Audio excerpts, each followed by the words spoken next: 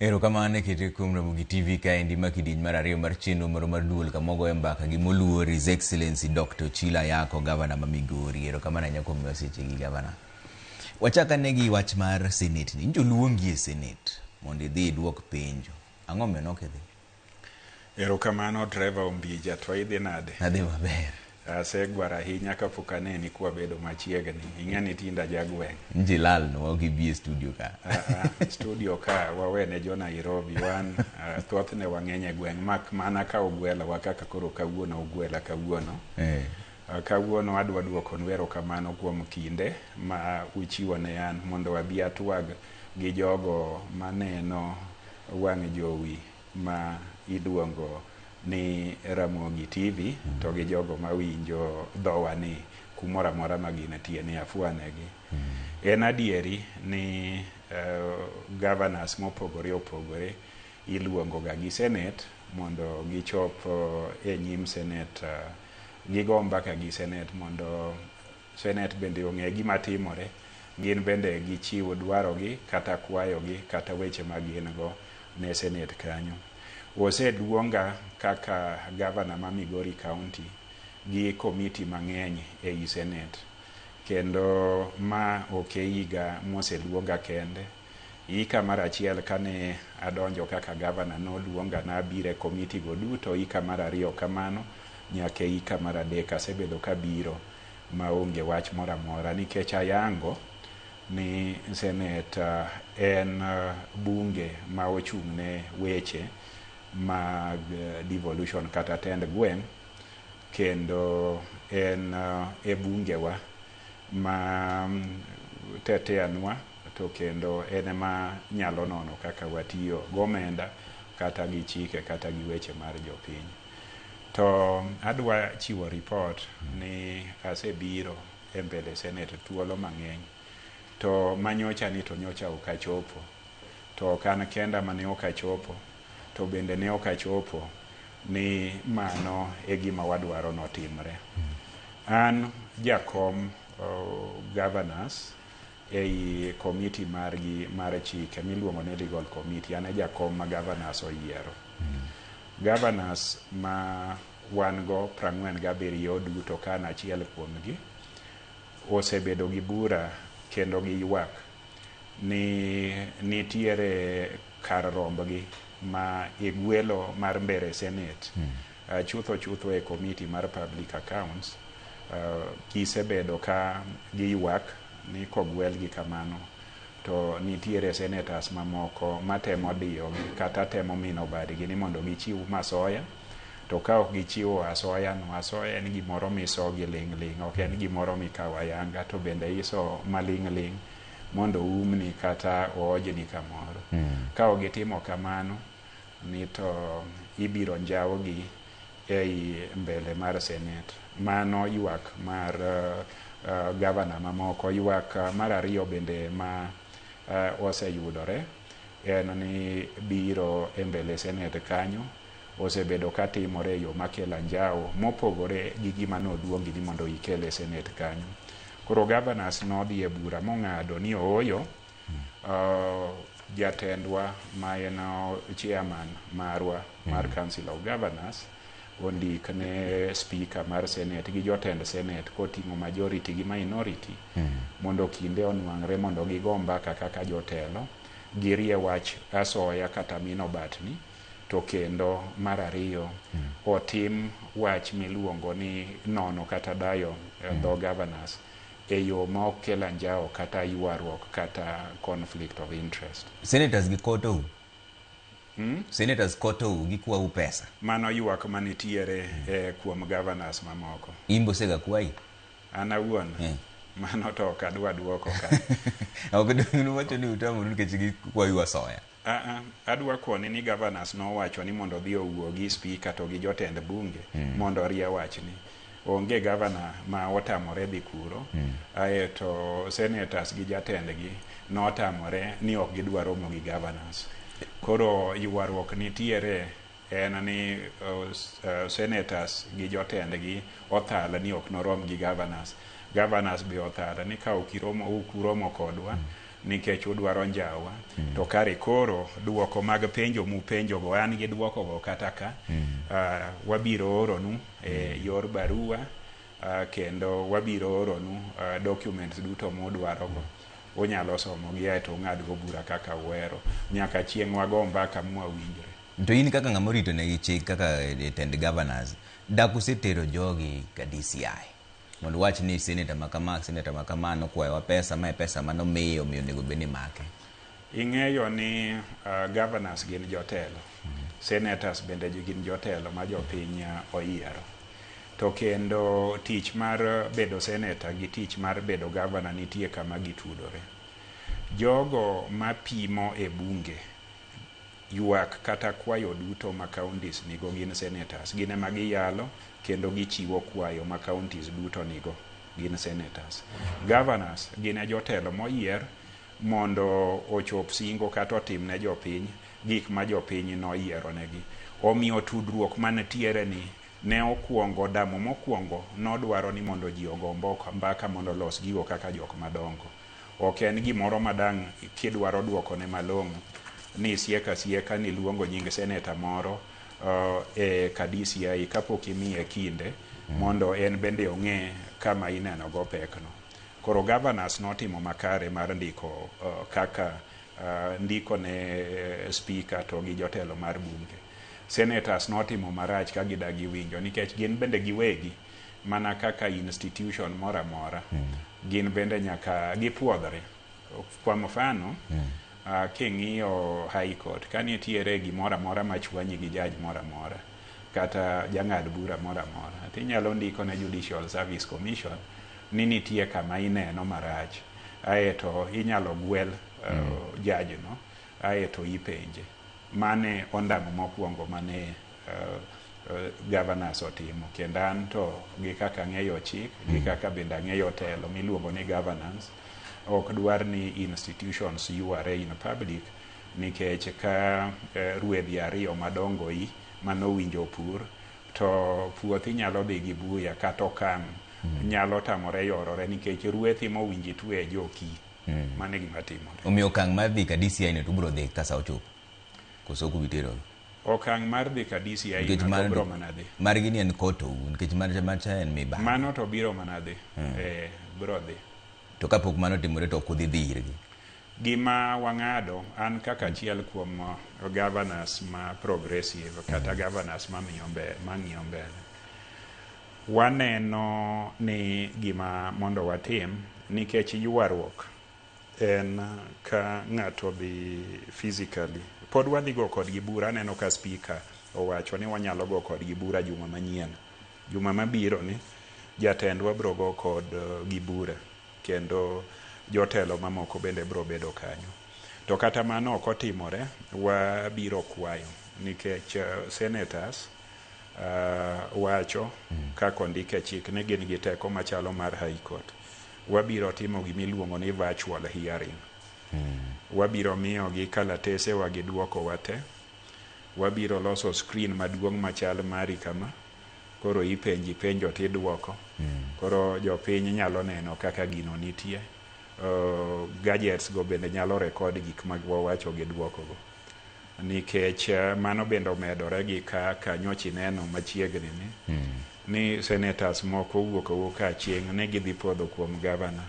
Wach ma bende odhiera nono oyo. Senators kaka jotelo kowinjo nigi mako governor kata moko riaso kata riambo ni gitimo citizens arrest.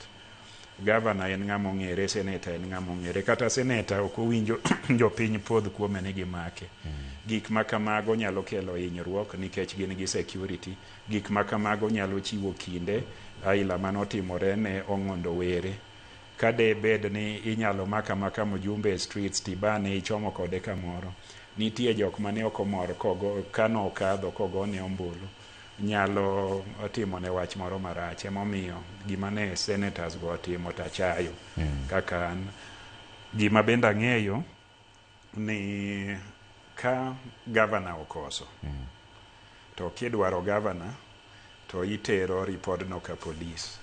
Tikwayo ni police onon makosa neno to police bro tero ne DPP to DPP biro koni koro winjo tere e court, to court biro order ni mondo maki otere e court.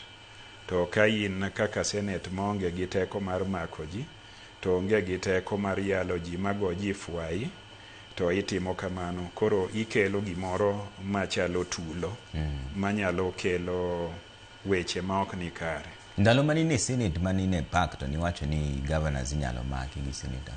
Ne ok awacho ni senators ema dhi makogi. Na wacho ni governors inyalo maki nikech gin e bwo chik.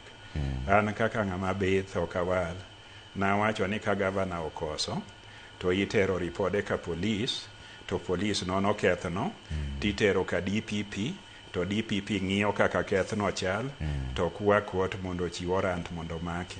Magima senators timo sani mawacho ni Inspector General onego maku. Gin ginyalo mana kwayo ka giparo ni nitie keth mwa ketho. To Inspector General nyalo nono wachno, to choko report to tero ka DPP. Kosetero ka DPP, to DPP chik manitiere katiba ma Kenya, ka en onge ng'ama chike ni mak ng'ane kata kiki mak ng'ane, ne mowalo gigo moko ni gipache oneno ka keth moro nitie. Ae titero gine court. Ka dang' ket ni bunge kata senate ni en ka police, digi mak wasike gi opponents gite. Mano ok nyal timore. Nitie gimoni separation of powers ma senators mane temo timo gingo ging'eyo ni ok timre. Gin bende kata mana kaka senators kata wabunge. Kidwaro ni mondo omak mbunge mora mora, itero mana report ka police, to dhi ka DPP, to DPP koro ni wacho ni nyalo make. Koro gin mane gitimo gigo, kata gi speaker margi mago impunity. Okay. Achiel kuom gima kelo ywaruok e kindu gi senators gi en wach mar report mar Auditor General. Mane gima kele liet mogik. Njo no pedhe moro gi senator mari ma Migori Eddie Oketch e Senate kanyo, wacho ni nitiere weche mang'eny ma be aneno kata report no kama nitiere kani. Achiel kuom gigo namba 5.24 nitiere gima dho ngere luongo ni unsupported expenditure.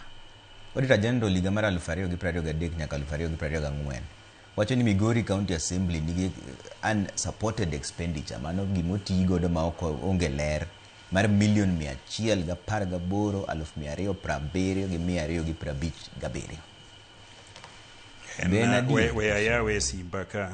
Inyalo ng'iyange kata amba ng'iye mana kama ntiere. In bende in mana kode simbi ka. Auditor General en jal manono, kendo onono gik ma oterne ni mondo non. E higa ka higa tok kosetigo omenda, to Auditor General biro ogo tach ei county. Kosego tach ei county to kwayo report mar omenda, kako tigo omenda, to gi documents ma nyiso gigo. Ok obed ga kanyo malach ahinya, onyalo bedo dwe achiel kata dwe ariyo ka okwayo report no. Seche mokwayo report no, ka ok oyudo gigo e wang' sa, to onyalo ndiko ni seche mane otimo wachno, to ne ok oyudo documents go, to ok oulo ni pesa olal. Owacho mana ni seche motimo audit ne ok oyudo gigo. Koro ka wach makamano otimore, to gima wajatimo en ni wabiro e mbele Senate, aeto wayudo kinde malach ahinya, aeto seche mwayudo kinde malach ahinya no, to koro wan wawegi kaka sirikal wapimo gima notimore, to koulo ni pesa olal. Iko ni en namba mane? En namba 5.24 ende ka inyalo nene. We ang'iye mara ni unsupported expenditure. Ni Migori County nigi $1,118,270,255. We agike mara ni jomoke masiko go simba ni akia gima gidwaro ira. Nyaka giwe amos matin ni an gi Trevor Ombija. Wuod Kisumu County. Number beach and result prior year. Unsupported expenditure. Mara kiani mata. Anang'iye report mar Auditor General wuon. Review of the financial statement identified unsupported expenditure amounting to Kenya shillings 488 million across 20 county assemblies as shown in expenditure number 32. Key issues include unsupported compensation and cash transactions. Mar Migori ne madwani somna. Ma county assembly. County assembly ngama kelo report en clerk. Ma governor ok duoki. Unsupported expenditure mar county assembly ma Migori. Okay. Koro ki yudo penjo ni to clerk ma Migori nyalo pimo mano. An inyalo mana penja mar executive ni mar 4.63 unutilized projects, wacho nitie projects ariyo mar million 21,982,124. Mano be giwacho ni nitie projects mokete pesa. Mi wacho mi penja ni to mar county assembly kisome tibro neno kanyo kondike tiende ni county assembly. Kori penjo ni 4 point giwacho ni number 463 giwacho ni nitie unutilized projects mokete pesa tok ti mar million 21. Mano higa mane nikech an gi mana higa mar 2023 nyaka 2024. Somane wi budget no man gi mag executive county government of Migori but ng'iane mano mag county assembly emisomo. Ma inditen mana mari iwuon. Ene mwang'iye ka indi mwacho ni nitie projects moko Migori County projects ariyo. Implementation status across 7 counties revealed that 40 projects in 10 county executives are summarized below. And then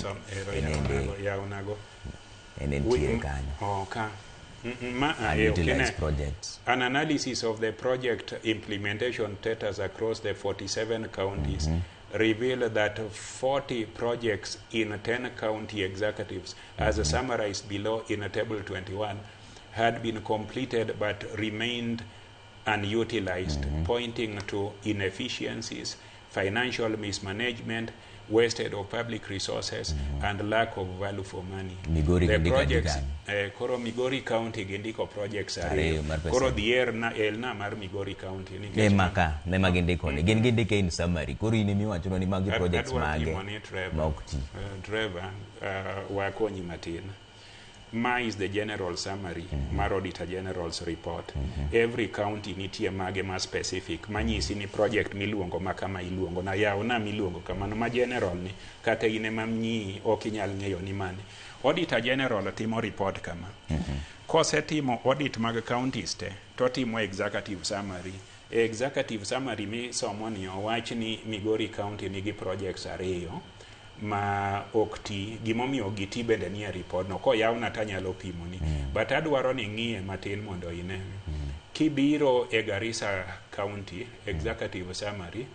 Garissa County ondik Elgeyo Marakwet ondik nigi projects 13 nyaka kidwaro ni ja Elgeyo Marakwet odwoki tikone en osuptal kama en ECD makama en gi sababu momiyo mago tok magi midwano udhuduoke Senate moko dwadhi ang'o ma de Migori ticket ne pesa million 21 to Auditor General wacho ni project go oktigo kata bed mani poka nyisi ni en project mane nikech wadhi ng'iyo ni en project ang'o ma duket pesa projects ma oktigo madwaro pimo ni kwa mfano donge wantie Nairobi ka sama ineno ni wan tiere toke kama ineno mabor ni wan tiere gi Talanta Stadium donge wan tiere go kanyo to kendo wachore no gere kata gi milion 13 to Auditor General kotimo report sani bro wacho ni okoti to ng'ama duoko report no bro nyisi sababu momiyo okoti sani to kendo bro duoko gi reason ni gino bro tiyo odiechieng' makama koro an wayang'ia ne machielo bentiere mar county non compliance the loan mandatory retirement age giwacho ni Migori County nigi ji 17 monego beno se retire to dagi retire mano be pod en mana mar executive imbedo nginene ka jogi to koro kanya bedo gi nyingi ine minyalo no kai di yaw report ni te anyalo nyisi an gi mana section ma Migori to dine bed ni wasomo the same report anyalo nyisi ni ng'ane so mane mari wacho ni nang mara tang'iyo nyalo ng'iyo audit queries mara audit queries ne it may take a bit of time but mane Senator Oreis ing'ani Senator owuone mano Oreis e floor mar Senate ene mo somo gi ene okosomo magi te nyiso ni ene kaka mano kuongo wuoyo variance in transfer from county revenue funds amounts. Owacho ni the statement of financial performance reflects a transfer from county revenue fund of Kenya shillings 8.6 billion as disclosed in note 6 to the financial statement. However, the County Revenue Fund financial statement reported an amount of 8.7 billion, resulting to an reconciled variance of 58 million. Koro shida manetiere, wan gi response marwa manitiere ka.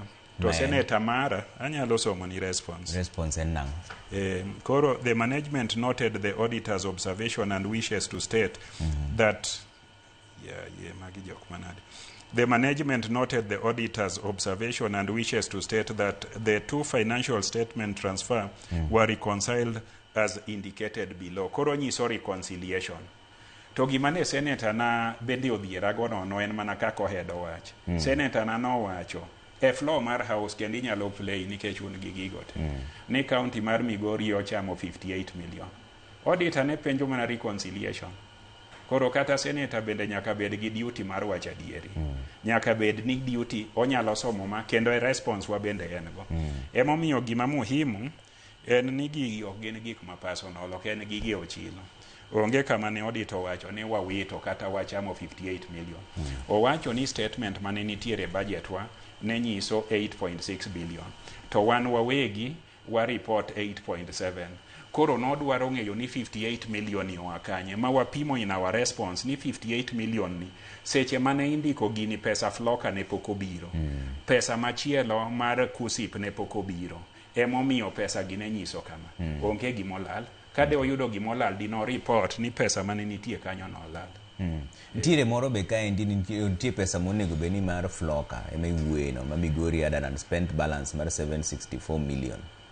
Ma endi be nitiere ka endi ondike ka mana mar floka miwacho no ka. Mano namba 4 endi appendix 12. Wacho ni significant portion of these funds remained unspent kaka mar Migori nitiere 764 million moro mapokutiyo. Ondik koro we asom nego mondi winje. The county ondik ni during the financial year 2023-2024 the FLOCA program was allocated an amount of Kenya shillings 10 billion across 45 counties to support climate change initiatives as detailed in Appendix 12. The counties with the highest allocation included Migori County, which was allocated an amount of 786 million.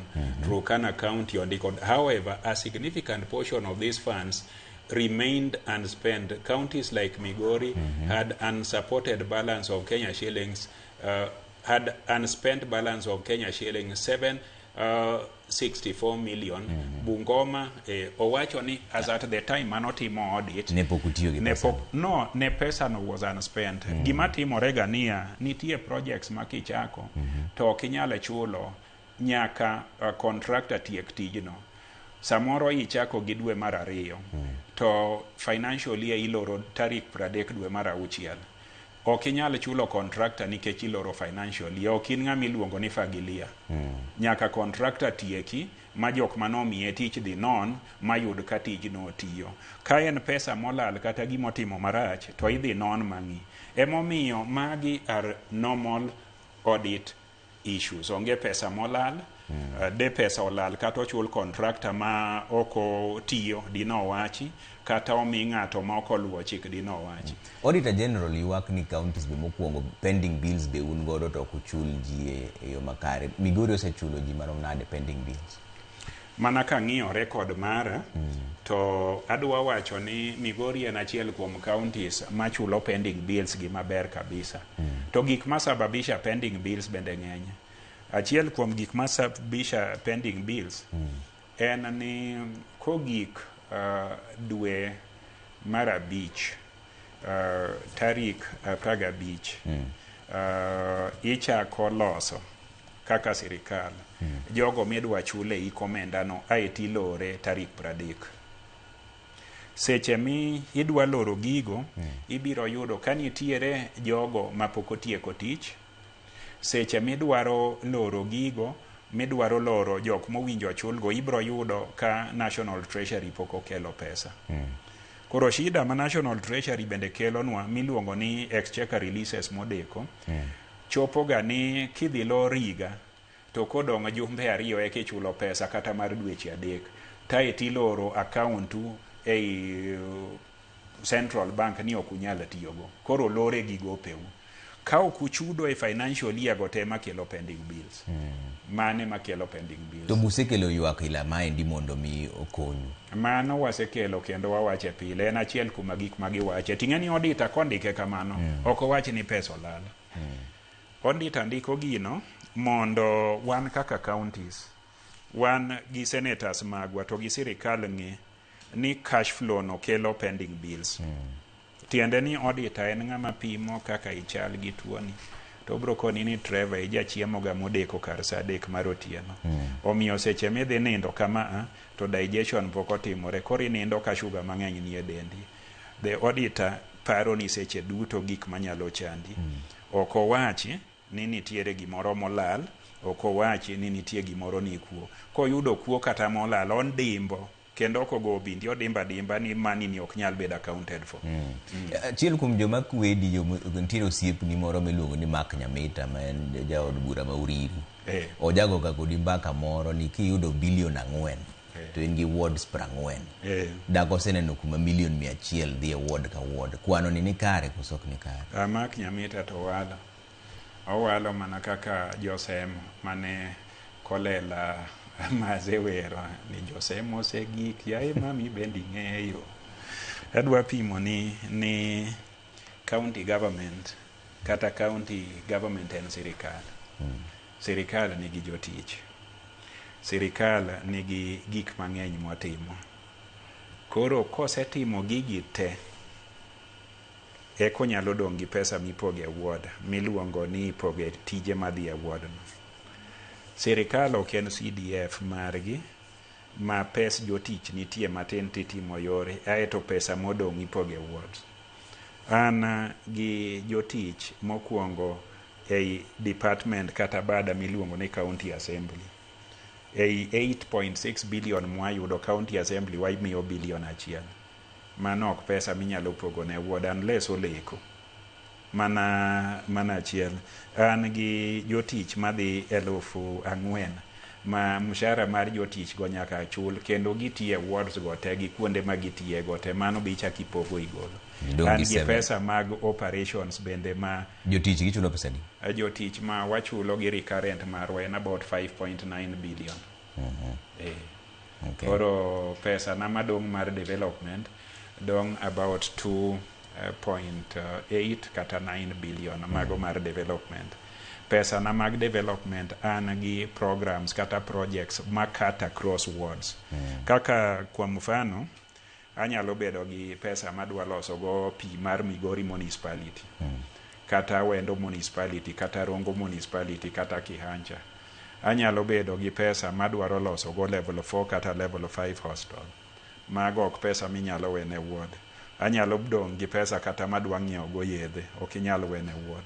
Koro nitiere pesa mwawene ward mana kaka sirikal mamalo ka nigi trillions mag pesa. To wajumbe tindo medore pesa giyudo percentage of the budget ma ei constituency margi gin gi 200 million.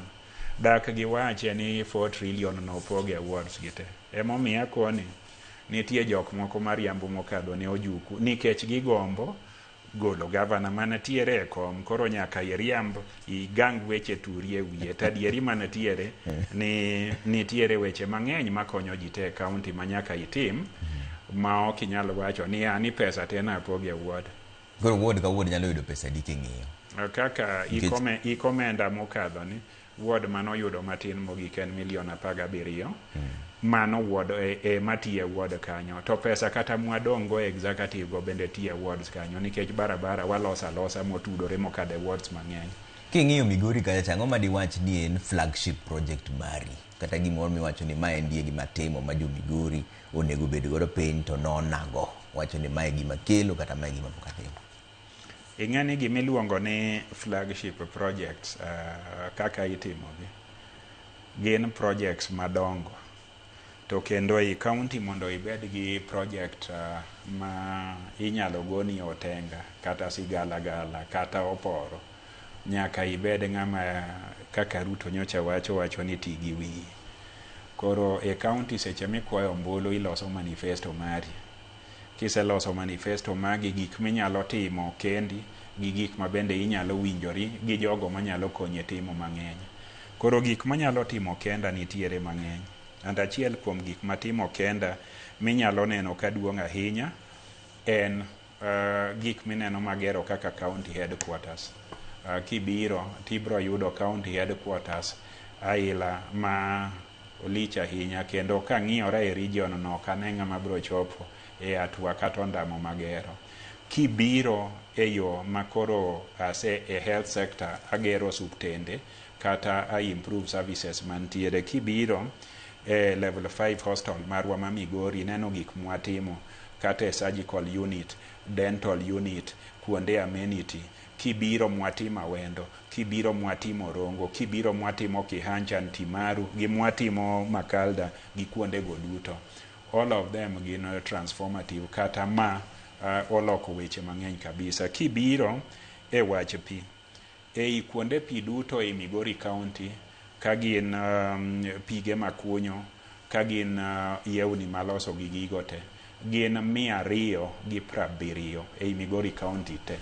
Kibiro kata e ECD, ane gavana mogero ECD 340 ei Migori County e higni 3 masetiyo. Dine bed ni ane mana tiyo higni 10, wach ECD di koro tinde waseloko ne ng'ewa.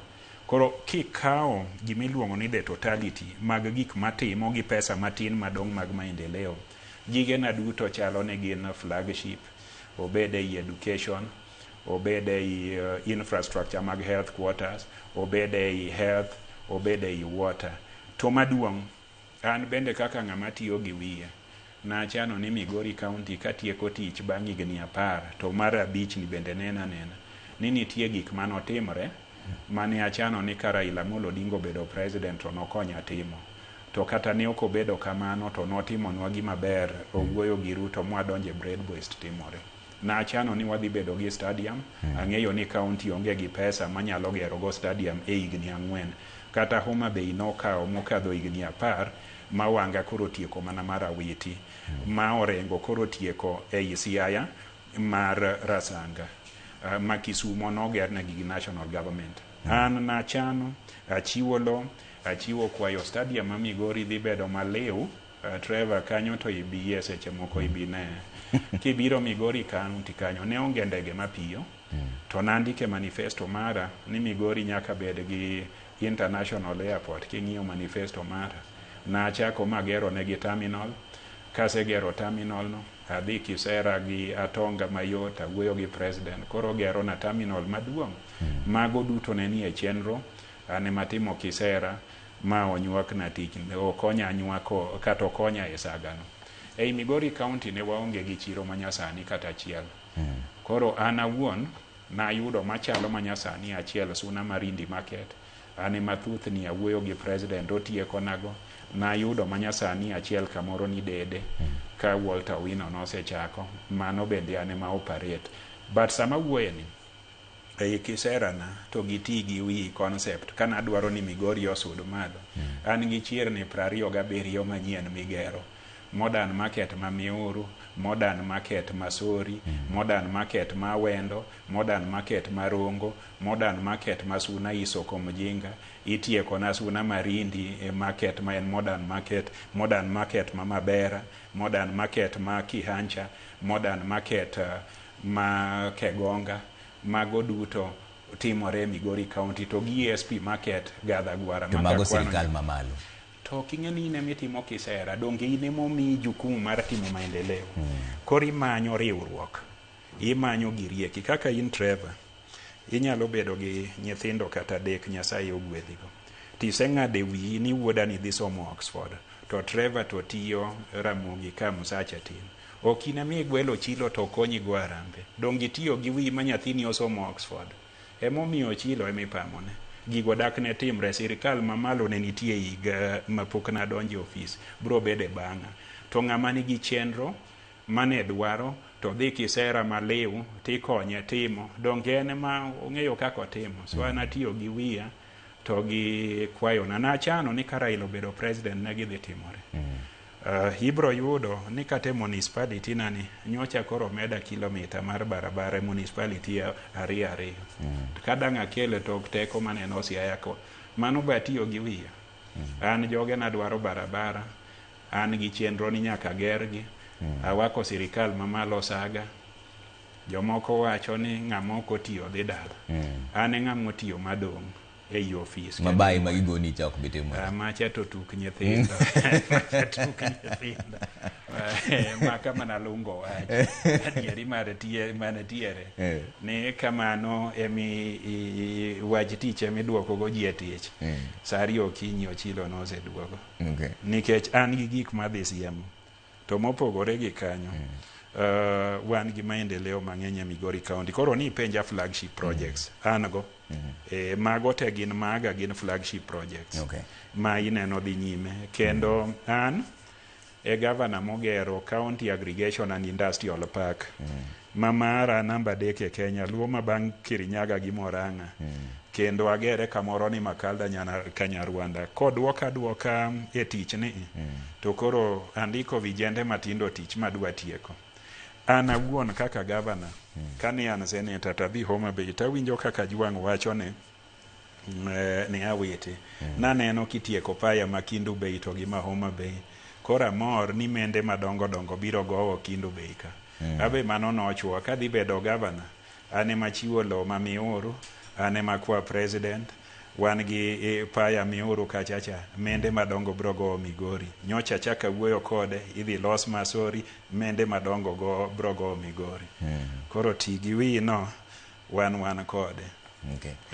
Ka koro wadhi weche mag siasa. Wach mar zoning osebedo ka wuok. To nitie gik mane wacho ni senator ncho owacho mane idwa duoko. Ni kod gi bikane. Adwa ni ng'iane moko kendo mondo nyiswane ni mane mano wacho mane ok dhi maber. Nikech nitiere moro maber ayudo ka mar procurement irregularities. Iwacho ni nitiere contract variations by delayed project, inadequate allocation of funds or maintenance mar Osiri, Makalda, Migori, Slaughter, Magena, Nyasare, Ochieng, Giorwa Primary Road. Nitie gima kamano ming'eyo. Ok ang'eyo ni mowacho no ni audit query mane, but an tanyalo mana duoko ni matin gikane senator wacho e floor of the house. Kendo an takwa senator mara ni mondo otiek go siasa ne maber modhi e polo obed ja adieri. Waje PM ok PM gi miriambo, tije gi be watimo, ok watime ni mondo watime atima, to watime ni mondo wati maber. Good governance dwaro honesty, odwaro truth, kendo ok odwaro adwara dhok mawer tiriambo. Nyocho wacho ni ECD ei Migori County nine wakete $72,000,000 ni to dhi e ground ok oneno gimo chako nuoyo ni ok en tich ne biro ni en odich Nairobi, ni kata wacho ni ofuyo gi kalapapla ok obi e ground, ni to en Auditor General bire ground. Koro in winj gima Auditor General no wacho. Auditor General wacho gimoro ka e audit query number 3. The statement of financial performance and as disclosed in note 9 to the financial statement reflects an amount of 75 million as transfers to other government entities. Included in the amount is Kenya shillings 72 million transferred to various primary schools for the construction of early childhood development classrooms and latrines. However, the approved policy to guide the transfer of funds to the ECD was not provided for audit verification. Further, the school boards of management did not submit expenditure returns. Additionally, there was no evidence that advertisement or quotations were issued to ensure competitive procurement. Also, minutes of opening and evaluation committees meetings were not provided. Auditor oko wacho ni skunde gonge. Nyocha wacho ne ji ni Miruya tok dala giedi. Skunde no nitiere. Oko dhi dala. Skunde no nitiere. Nikech gin achiel kuom skunde go. Na wacho ni Nyamilu e gwengi skunde no nitiere. Koro gima audit openjo ka ni to policy marwa mar timo gini dak ne wamiye sa odiet. Seche ma koro ne wabiro e Senate, mae gima ne wanyise. The management noted the auditor's observation and wishes to state that disbursement and construction of ECD classroom is guided by an approved policy. The ECD mawaketo gi kaka annexures 3A, 3B to gi 3C. Mane gintiere. To en ochung' kuma ok wadhie to wacho ni gigo onge. Auditor General wayie ni bire ground. To Auditor General wacho ni gigo nitie mak mana documents gi ema ne ok oneno sa audit. Ntiere moko be mane adwaro nyisi kendo machielo mowacho mabudhiera nono ni en to dak e piny mane. Nikech owinjo dak e piny ma wantiere ni. Nowacho wach pesa michulo wakili. 50 million. What really in ka legal fees mane ok indicate ni word man ok serious. Ok en serious. Nikech de en serious to do ng'eyo gini. Koro an to en governor kende mawacho ni tok tijni to onge ng'ama donje na e wach dhi e polo. Abro dhi e polo kabisa. Idhi kendi. Gitim maber nikech idwaro niya ok ibeda beda ng'ama dhoge tek, ibedo ng'ama timo gik mabeyo mondo idhi e polo. Itiyo maber, koro what ni nitie 50 million manuketo mar legal fees to noku indicate ni en nature mane mar legal services. Gik mowacho go are non-existent. Wawe nyisi gima Auditor General wacho nikech an be na winjo kowacho maber. Nawinjo kowacho maber seche mane owacho maber ni en odhi gi report Auditor General. Donge koro ayawe ane mondo ine gima watimo. To seche ming'iyo mano be ntiere machielo be mar 141 million wages mano mijo temporary employees maonge gi barupe machalo kaka ghost workers. Ma koro report ma ene manochiwe Senate. Asomo koro report mar Senate miwacho Ediwalo. Onge ghost worker e system wa. To ntie joma ne chulo $144,600 to gionge gi barua mar non manyiso no ndikgi. Gima timore ei Migori County en a very simple thing. Ei Migori County wan gi jotich kendo wachulo jotije go duto te. To gin gi barupe gite. Kendo gin gi barupe jotije go te. Onge wach moro ni ghost workers. Ghost okti ghost ne wase ghost go ne wase lao molal. To 1.5 million mar nyio law maonge gi title deed. Ma kora somo gik mane mano some Senate.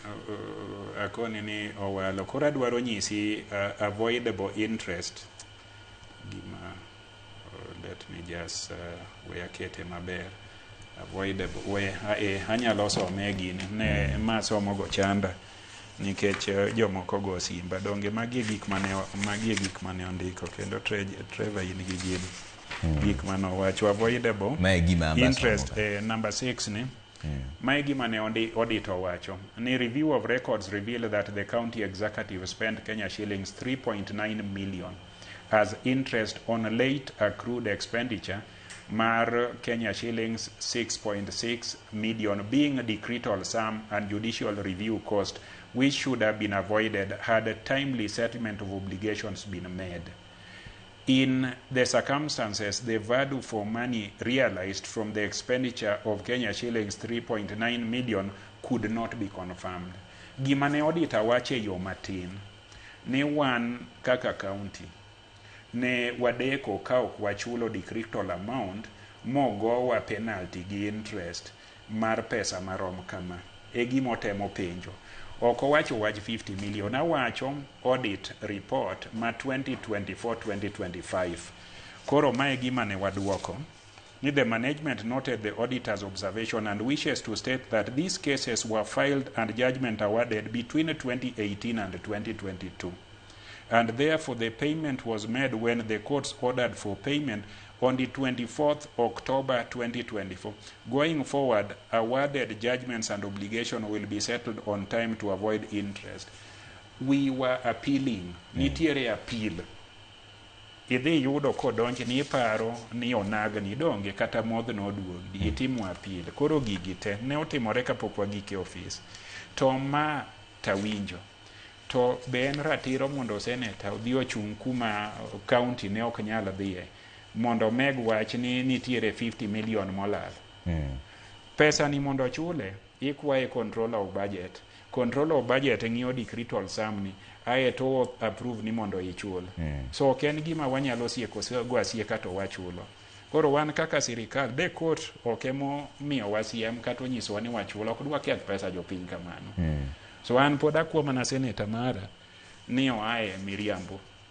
En bende oti kaka jatelo owacho adieri kata kuom ng'at moparo ni tiyo marach ma ng'ano bende nyalo yie ni kato no katimo maber. Nitiere project moko mabe oluongo kandi supply installation mar commissioning of containers mag fish collection center but in complete construction mar Quiriba market shed, Masaba market shed, partial completion mar Midoti market sheds moko madonjo milion 21.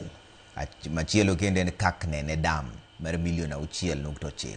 Mago tegi makine senator. Audit query mosomogo ing'eyo ni senator ok up to speed. Audit query mane odil go e senate sani nikech audit query tindi loro tarik moro. Wadil gi audit query ma 2024-2025. Gima owacho ni Midoti market. Midoti ne watieko 2023 kendo Midoti tiye kata Midoti no pok odhiye. Kaknene dam ne wasetieko itiyogo en pok odhiyo. Kong'eyo ni tok audit report ni nosekel gigi ma auditor nosebiro ma gigo nosetieki. Gigi are no long Masaba no itiyogo kata sama wantiere na Masaba. Gigo tiyo sani. Ma wawuoye gin masani. Seneta ok bidala odake kalapapla. Ananyisi nono. Ae to kendo ene mowacho kawuono ni en odich omanyonwa pesa. Akia ni ene seneta kende modich mamanyo ne ji pesa mamoko to dhi miyegi. Ting'e ni wan kata ni an seneta kendo nan mochulo higni mang'eny. Ichulo wa pesa juma ka juma mondo wadhi pacho. Koro ok onyal wacho ni chule pesa to sike wi kalapapla koro ok onegi gigi tiyo masani ma ok ti ibro yude audit masani tibro penjwa nang'o momiyo ok ti. Wanyalo pimo ni samoro pesa ema wadhi kete budget masani. Wanyalo pimo gimoro mokethore. To heda wach kako hedo ni senator come home. Pending bills gibe wacho ni gin 1.7 billion. 1.7 billion ne pending bill mane waseduoko. Ineno ne wadhi mbele Senate Public Accounts Committee ma waduoko wach pending bill. Kendo nadhi ka senator ni nitiere. Mano ne financial year ma rumo mbele kocha cha. A period mar budget no ne watimo supplementary budget mwa keto 1.4 billion 1.34 billion ma wachulo pending bills 1.34 billion modong 400. Senator is not up to speed. To pending bill medore thuolo ka thuolo. Kwa mfano pending bill en bill ma rito mondo chul. E financial year mani wacho ni en 1.7 ne watimo supplementary budget mwachulo 1.4. Wachak watimo budget mwachule. Kendo ibro yudo komedore to wachulo. Gimora amora matiyo nyaka bed gi gowi tichule. So pending bill gima muhimu en ni gibiro tichulogi. King'iyo neighboring counties, Migori County en achiel kuom counties man gi pending bills matin moloyo neighboring counties. To pending bills ok no room nikech work bende ok room at the same time. Sa koro mewawang'o lakini bakani dino medo goyo nikech ang'e ni gin gik mang'eny mapod dhi mbele kanyo. Wach mogik miwawago en ang'o nikech ji penjo wach mang'eny ni Migori ka lweny da bedo mang'eny ahinya e kind siasa ka. En wach mane? Migori ka jogo ma olap gi ndong ne kom governor emowinjo hore. Senator bende koro osedonje gino to gi kalapapla moringo gono to ok obi neno gima timore ground. Wajumbe machalo Mark Nyamita to gi machalo Masara to gin wajumbe ma ok ong'eyo ni sabro gik mowinjo ng'ato ka ng'ato koro manyombolo. Bedo ni dwaro bedo governor ok en gima lich ahinya, bedo ni dwa bedo mjumbe ok en gima lich ahinya. Nitie jal mane ofis no ok ni nono, imiya kinde ne otiyo ne jopiny ma odhi ale okete e komno kendo nigi geno kuome nyaka koro bi wach ni koro ji mang'eny obi odwaro mbulo. Nitie ng'eny gi ma ibro yudo ka ng'ato biro kaka Masara na romo go Eliel ei Oruba. to gokinyi no osesiema ni kawuono odwa goya dusla sa 12 okinyi. Koro kabire liel kanyo to kona noruba kanyo dalagi ni ok owinja bede. To gavana bogone ombulu kanyo, Masara be ogone, President Ruto bogone, iluongo ni MCA bogone, Senator bogone, jogo te. Koro jo ombulu odich gi jotendgi mane gigoyo. Koro en kaka nawuok nobiro siema nodwa goya. Bang'e kaneno to wacho ni lwete otur. Gine jok makelo koko, an gima noturo lwete takia, to wacho ni lwete otur. Koro mago be nitie kanyo. Nyamita ka in tiere Uriri, ibro yudo kowacho ni oyo ni maka moyiere ni ok oyiere gavana. Kwani an ne ok ogona ombulu Uriri. Wang' moro adwa nyisi Oyuma mokadho Yumbete. Ochoko jo bodaboda 300 obiro go e stadium, oturo gate mar stadium ka wan gi tugo kanyo. Aeta abe nabiro neno mpira no. Koro wache i stadium kanyo ni gavana owuo gi odhi, koro dwa wuoyo gi ji. Koro adwa penji driver, Ruto president sani kose nitie machielo. Odhi Nyayo stadium kacho, oneno ka kata odhi Kasarani, oneno ka Gor tugo gi FC kata City stadium kamoro. Koro Gachagua bende nyise ni president koro wuogi e stadium maduoyo gi ji. Mana chae marom nade. Stadium mar president ikone no wuogi. Pokiriti in be ibede president e kidong' e kiwuoyo. Magi achae machiendo Migori. Okay. Adwa tieko Yes. kawacho kama. Winjo wach zoning kachando jomoko. Adwaro koni wachno kik chandgi. ODM kaka chama gi UDA kaka chama godwar ma 2027. Gibiro dwaro teko kata power e kombe gi duto. Idwaro teko mar presidency, Oburu wacho ni wadwaro power. Idwaro power mag governors mang'eny, powers mag senators mang'eny, power mag jogi te idwaro. Ku godwar kamano, to nyaka uwinjru ni un tim achiel, tim achiel ok ularru. Okay. Jogo mawacho ni jo ODM ni mawacho ni zoning ni owinjo time ni mono ji chung' oyo. Jogo kong'eyo ni oyie ni chung'.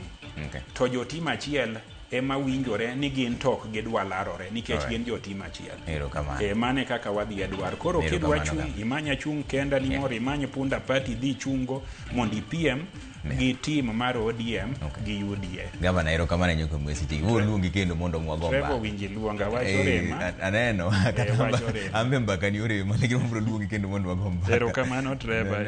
His Excellency Dr. Chila Yako. Anan thuolo. Okatamora ni mondo wadhi mbele mar Senate.